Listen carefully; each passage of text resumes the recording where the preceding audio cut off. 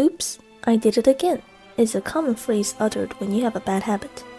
It could be anything from forgetting your keys to spilling your coffee on your laptop. For the Roman Empire, it's having civil wars when their very survival is at stake, and the devastating impact of this bad habit is demonstrated in full in the 14th century Palaiologan civil wars. Two major ones will be today's focus in Eastern Rome summarized. Before we arrive at that stage, let's inspect the cause of coups and revolts in the first place: incompetent leadership. For you see, as controversial and despotic Michael VIII Palaiologos was in his reign, no serious usurper threatened his rule. But his son Andronikos II, a much gentler man, through his mismanagement of the empire, brought the strife upon himself. We last stopped in 1302, where complete chaos reigned in Anatolia. To counter the Ottomans, Andronikos hired the Catalan Company of Roger de Flor. His father's previous cooperation with King Peter of Aragon during the Sicilian Vespers established contact between Romania and Spain, so it wasn't hard to find Almogavers eager for gold. In 1303, the Catalans arrived in Constantinople, posing extravagant demands and clashing with the Genoese. But what could Andronikos do except try to placate them and ship them to Anatolia as soon as possible? He was extremely desperate. He asked the Ilkhan Ghazan for help too, and he also planned to confiscate all the monastic properties in Bithynia to fund an army, which not even the recently restored hyper-spiritual patriarch Athanasius I opposed.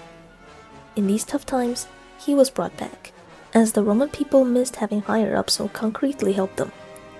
Palaiologan officials either didn't want to help, like Theodoros Metochitis, or weren't able to help, like co-emperor Michael IX, who retreated after his debacle in Magnesia and wanted to take the field again, but fell ill. The Catalans, who should be helping, treated Asian Romans worse than Turks or even Crusaders ever did. But their brutality was effective against the Turks, and they cleared Kyzikos of invaders by the start of 1304. Only Kyzikos came out in a worse state than under the Turks. The Catalans went to Philadelphia next. They took their sweet time fighting the Romans' allied troops and plundering more Roman lands on the way before liberating the city. After dumping their loot at Magnesia, they did crush a coalition of Turkish beyliks at Kibistra, and after that they even considered advancing into Cilicia for Andronikos, but their captains refused. Well, they really should have gone on, because their presence in western Anatolia only worsened things for the Romans. And when the Romans and allies in Magnesia refused to let the rowdy Catalans in, they turned on the Romans and besieged the city. Meanwhile, Rome recovered some eastern Aegean islands with help from Genoese adventurers. After many complaints, Andronikos finally recalled the Catalans back west to help Michael IX fight the Bulgarians. The Tsar Theodore Svetoslav invaded eastern Thrace, and Michael IX, despite many initial successes, failed his counterattack at Skafida River. Thus Michael VIII's Bulgarian gains were lost, and Michael IX now had to receive the most insufferable mercenaries ever, who not only didn't help at all, but incited distrust among his Roman and Alan troops. The Catalan fleet was also sent to Roger to further his plans for the empire, but their armada was lost to the Genoese after fighting over not fighting the Romans. Then, an Alan murdered Roger for a vendetta in 1305, and the Catalans went berserk, blaming Michael IX. Not even pretending to fight for the empire anymore, they looted Thrace like mad, raping and pillaging with Turks and Bulgarians. Michael IX tried to stop them at Apros, but he took heavy losses and retreated. The traumatic devastation of Thrace in the next years cannot be described with words, and we're not even discussing the internal dissent, as Andronikos suffered an attempt on his life from a radical arsonite. And oh yes, did I even mention the city suffered a famine due to the influx of Thracian refugees? Now Andronikos had to rely on the Genoese to check the Catalans. The pirate Andrea Morisco patrolled the Hellespont, stopping Turks from crossing over to join the Catalans, and he was thanked by gaining Aegean islands as fiefs, but he was captured before he could claim them. Andronikos asked Genoa for more ships in 1306, but he was unable to pay the full price, so he kept what he could to patrol the straits, and after Morisco freed himself, the Romans and Genoese unsuccessfully besieged the Catalans' Thracian capital, Gallipoli. But Catalans were powerless against fortified Roman cities like Adrianople, and in winter, Andronikos applied the scorched earth policy in Thrace. The Catalans felt that they exhausted this region. To satisfy their infinite greed, they had to move south. They went for Macedonia in 1307, bringing plight to Mount Athos. Andronikos also settled peace with Bulgaria, and they kept their conquests. In Anatolia, Andronikos' plea to the Ilkhanate gave hope to the Romans. His half-sister Mary of the Mongols came to rally the citizens of Nicaea, promising Mongol aid. The Turks panicked and conquered Trikokia Fort, isolating Nicaea, but by the next year, the Ilkhan's army arrived and crushed the Ottomans, relieving Bithynia for now. At this point, my reliable historian Georgios Pachimeris stops writing, so events later are muddier and briefer, but we can still conclude the Catalan episode. By the end of 1308, the Almogovers besieged Thessaloniki, hoping to make it their Macedonian capital, but fierce local Roman resistance, led by the Anatolian Roman general Andronikos, drove them further south. In 1309, they arrived in Thessaly, ruled by Ioannis II Ducas, who was Constantinople's ally and cooperated with Andronikos to force the Catalans even further south, out of Roman territory into Latin Greece. While the Catalans no longer bothered the Romans, they left the Turkish warband in Thrace, who continued freely raiding. So in sum, the Catalans not only filled their jobs to stop the Turks in Asia, they also brought the first Turks to Europe. Yay! The hopeless situation in the empire was felt by all, including Patriarch Athanasius, who just had enough and resigned. After this, and having their Anatolian operations ruined by the Turks, the Arsenites finally reunited with the imperial church in 1310, ending the schism. Andronikos also signed a new treaty with Venice, making them less of a pain, but Rhodes was lost forever, as Knights Hospitaliers finished conquering the island. The Duke of Athens hired the Catalans, but they betrayed him and took the duchy in 1311, settling in Athens afterwards. Things finally seemed more chill for the empire, except for the Turks ravaging Thrace, but in 1313, a Romano-Serb army massacred them. For the 1310s decade, I have very little sources, so I'll just breeze through. The Romans recovered from the mess and their poverty a bit, but corrupt statesmen like Mithohetes never ran out of cash, and he displayed his wealth by rebuilding the Hora church to its amazing form today. He then started learning astronomy around this time, as was the fad among the Roman literati of his day after the Trapezuntine scholar Grigorios Gioniadis returned from Iran teaching Persian astronomy. Mithohetes learned quickly and took on the future major Roman historian, the young polymath Nikephoros Grigoras, as his pupil. A good time for Roman science, but in 1316, the death of Oljaitu, the Ilkhan who saved the Romans before, saw Turks encroach on Anatolia again. Half of Smyrna was taken in 1317 by Turks from Aydin. This beylik would be important in Roman history, along with the Ottomans. Epirus and Thessaly saw their end too in 1318. Despot Thomas was murdered by his nephew Nicola Orsini, the Latin Count of Kefalonia, who took southern Epirus, while Romans in Ioannina and the north rejoined the empire. Ioannis II of Thessaly died too in 1318. His southeastern realm was seized by Catalans, while the northwest went to a local magnate who ruled the area in Andronikos' name. Orsini too sought imperial approval and obtained the title of despot in 1319, but Epirus was a Latin state, no longer a Roman one. And now we finally get to the civil wars.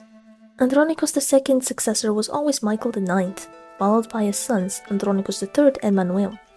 Problem was, Andronikos III was a youthful troublemaker, the kind that proves the statement boys will be boys, and Manuel was accidentally killed during his brother's pursuit of a woman. The news broke the already broken Michael IX, who died, and Andronikos II disowned his scandalous grandson, who wasn't going to take this lightly. With his best friend Ioannis Kantagousinos and the support of the younger generations of the Roman aristocracy, Andronikos III revolted in 1321. Many Romans longed for a more energetic leadership and less taxes. Andronikos III offered them both. The Thracians instantly hailed him as emperor after he removed all their taxes. Andronikos II was mad, but his grandson's ally Syrianis Palaiologos led an army towards him, so he gave in, and Andronikos III was made co-emperor of Thrace. But the Syrianis was a devious bastard, and what could have been a bloodless revolution resumed as war because he defected to Andronikos II in hopes of more reward.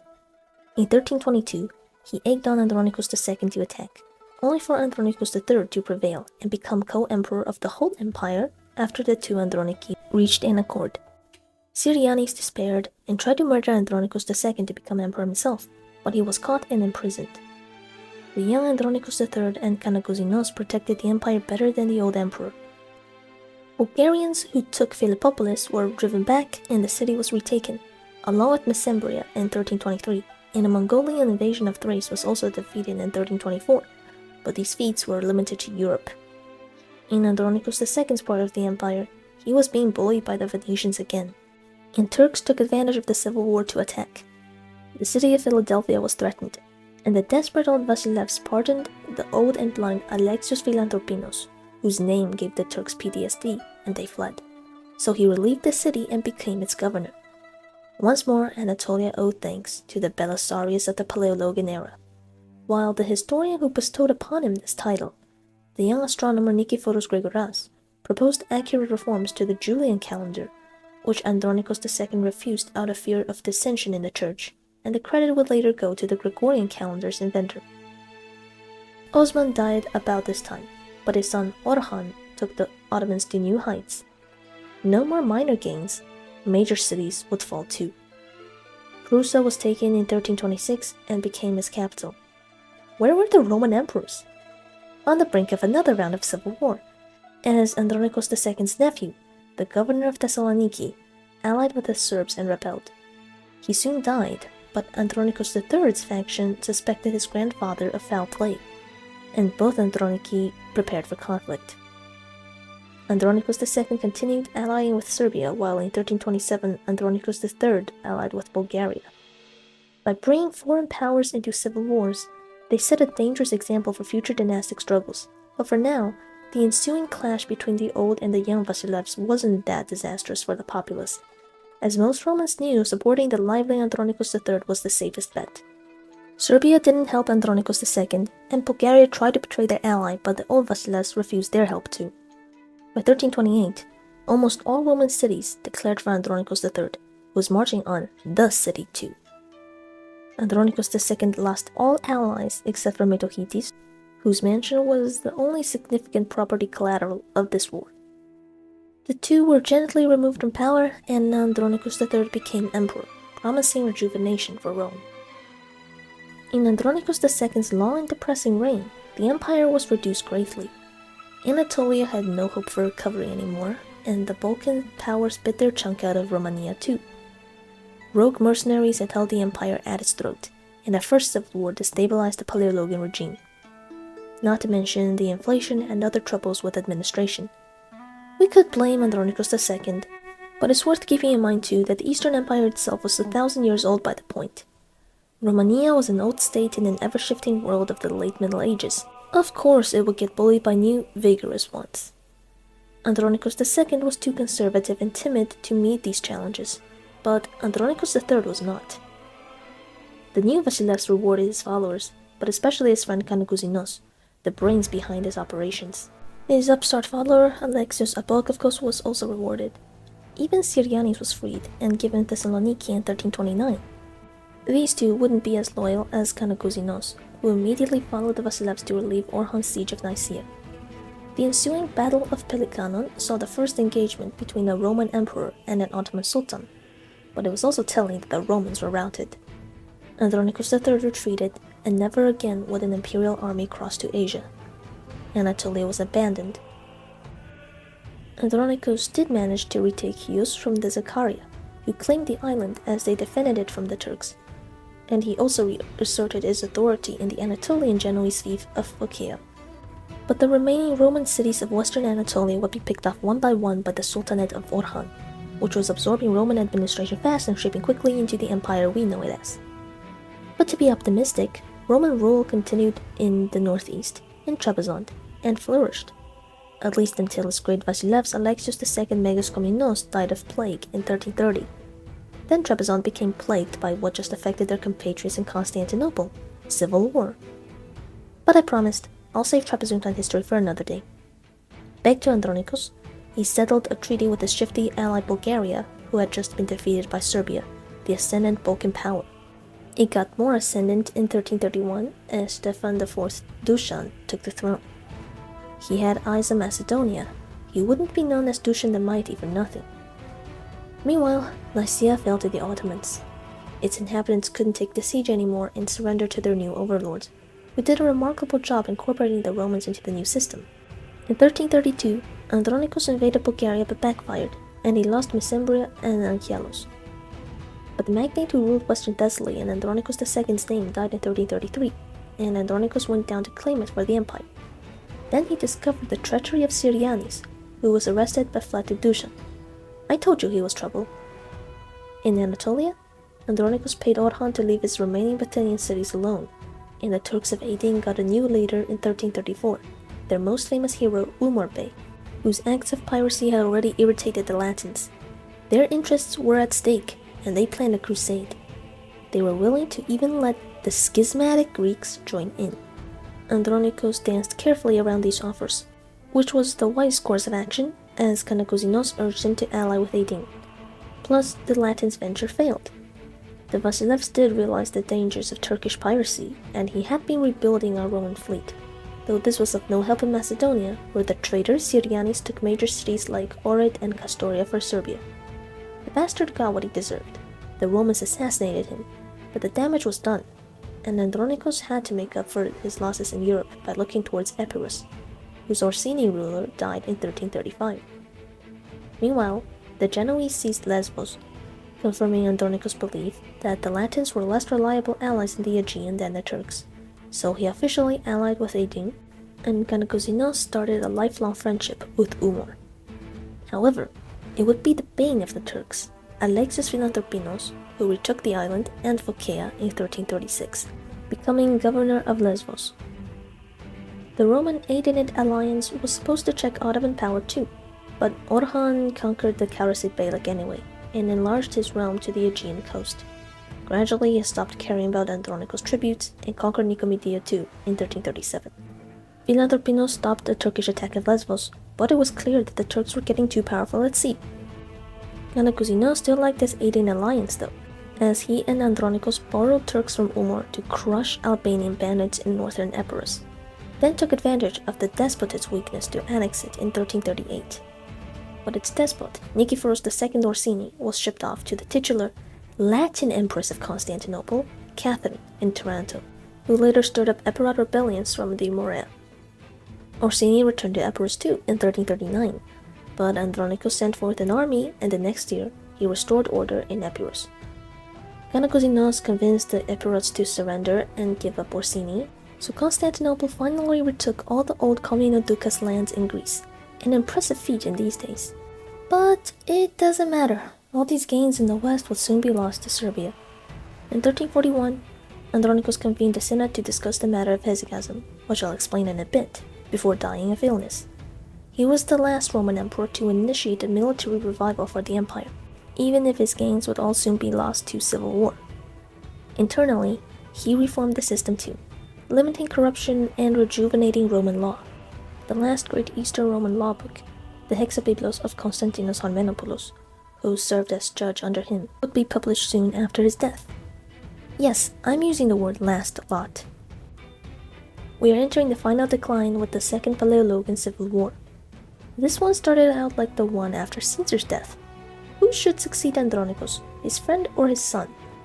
Instead of Mark Antony, the friend was Ioannis VI Kanakouzenos. Instead of Octavian, the son was Ioannis V Palaiologos. Palaiologos was just a boy, so Kanakouzenos was his regent.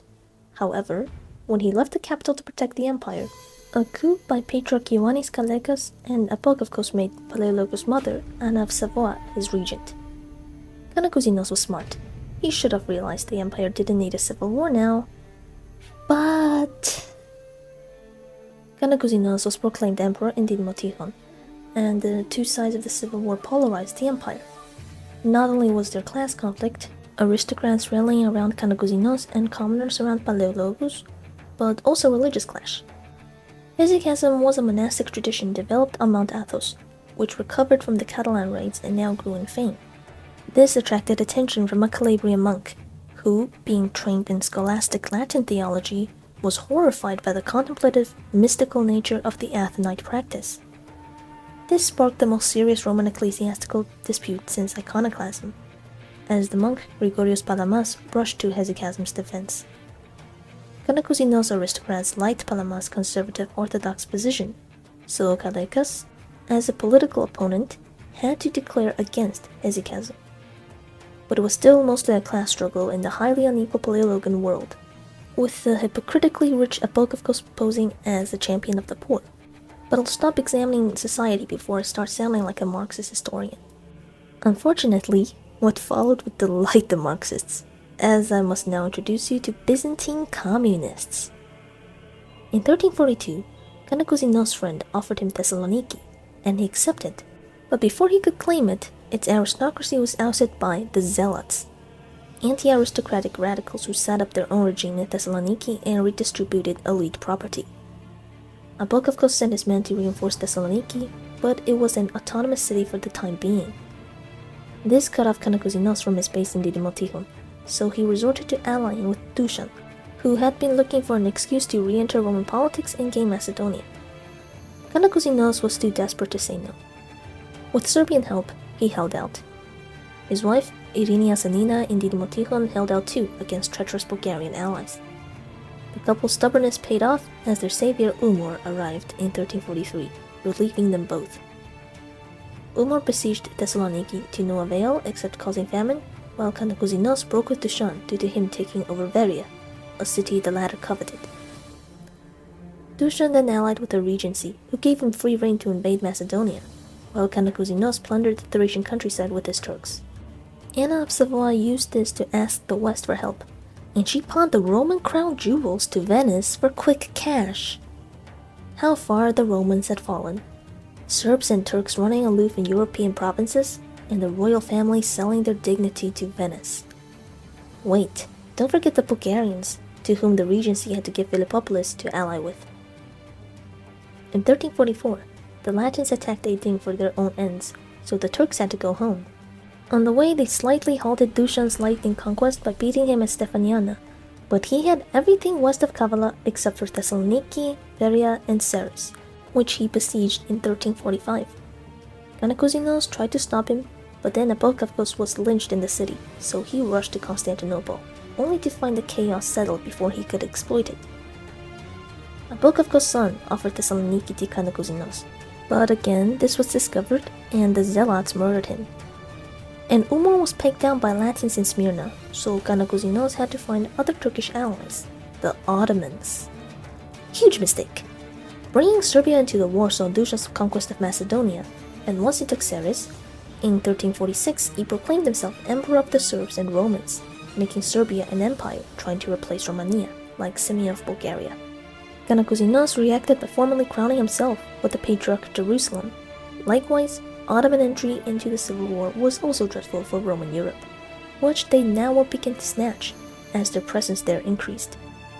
And the Genoese took Chios and Phocaea again. In short, Rome was preyed on by vultures while Kanakousinos and Palaiologos exhausted themselves. In 1347, the war finally ended. Anna fell out with Kalaikas and Kanakousinos assaulted her palace. They agreed that he was to be senior emperor until Palaiologos was older, just like 6 years ago. Well, so many resources wasted for nothing. Kanakousinos' victory was also that of Palamism. A synod deposed Kalaikas and elected a Palamist patriarch, but not all who supported Kanakousinos liked Palamism. Rigoras, for example, attributed the failings of the state to this doctrine, aggressively attacking Palaiologos. Thus, hesychast debates continued, while the Romans had uneasy peace and Serbia took Epirus. Then the most horrible danger struck, the Black Death. Not since the plague of Justinian did the Romans suffer such a great natural disaster, adding to the hopelessness and misery of the time. Many were killed, including Kanakousinos, governor of Thessaly, in 1348. Dushan then slipped in and seized the last of Andronikos III's conquests. He dreamed of conquering the whole Roman Empire, but he wasn't the only one. Orhan sent Kanakousinos some Turks to fight the Serbs, but they just plundered Macedonia and got to know the land better. The Roman state sunk into more plight and had to fight the Genoese for customs over the Bosphorus. Kanakousinos' son Manuel and his wife Irene valiantly defended the city against them, but he still lost in 1349, though Chios and Phocaea returned to Roman rule. Manuel then became despot of Morea. The Vasilevs hoped to retake the whole south, as the Serb presence kept growing in the north. They almost had Thessaloniki in 1349, but Kandakuzinos saved the empire's second city, ridding it of zealots and Serbs in 1350. He had a mini resurgence in Macedonia, retaking Veria and Servia from Dusan. In 1351, Kandakuzinos returned home, where he saw a council of the ultimate triumph of hesychasm, now officially orthodox doctrine.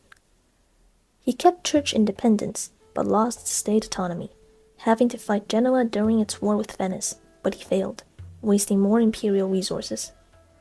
Venice also abandoned him, so he settled with Genoa on his own in 1352. Now, Italians and Serbs all wanted a weaker emperor in Constantinople. They targeted Ioannis V. Rebellion was incited, but Kandakuzinos convinced Anna to reason with her son. Just as it seemed the threat passed, Ioannis V fought with Kandakuzinos' son Mateusz over their allotted territory. So, civil war again! Palaiologos had the Serbs and Bulgarians, while Kandakuzinos turned to his Turkish pals, who were the better warriors and crushed Balkaners. But Thracian Romans had enough of him using infidels like this, and his popularity waned. He sent Palaiologos to Tenedos and crowned Mateusz as co-emperor in 1353, to the displeasure of many. He didn't have much time left on the throne, and his friendship with the Ottomans would haunt him. Orhan's son, Suleiman, wasn't as reasonable as his father, and he took minor forts in Thrace during his adventures there. Then in 1354, an earthquake devastated the Thracian coast, destroying Gallipoli. The Ottomans occupied and rebuilt the ruined city, now having a permanent foothold in Europe. Kandakuzinos tried to ask Gallipoli back nicely, in vain. Also, Ioannis V refused to reconciliate, and he snuck out of Tenedos to regain Constantinople, ousting the unpopular Kandakuzinos from power, who abdicated on December 9th and became a monk. And here is where to stop, as Ioannis V would sadly be the emperor and protagonist of the next video. He was another Andronikos II, a weak emperor who reigned way too long and put the empire in irreversible misfortune. As for Kandakuzinos, how to assess him? A talented man who lived in troubled times. He had potential. Had the civil war not erupted, and he carried through his plans with Andronikos III, it's likely the empire would have recovered, but no. Civil war saw the empire shrink to just Constantinople, a bit of Thrace, Thessaloniki, the Morea, some Aegean islands, and scattered, isolated cities. What can we learn from this video? Never fight civil wars when your survival is at stake. But the fact is still that he was the prime culprit for the future Turkish conquest of the Balkans. Last time we ended with Ottoman victory in Asia, this time in Europe. Kandakuzinos knew he messed up. He wrote a massive history to justify his actions in the civil wars and using Turks. But under him, Rome still had some agency. His successor would see that agency vanish and become an Ottoman vassal. Depressing. Now I'd like to give thanks to my patrons: Dragon Lord, K. Constantinos II, Ruler of Eternity, Ropea Game Projects, A Happy Magpie, Alex P. Keaton, and Cody Danroth for their generous support. And I wish I will see you all soon in a new video. Bye.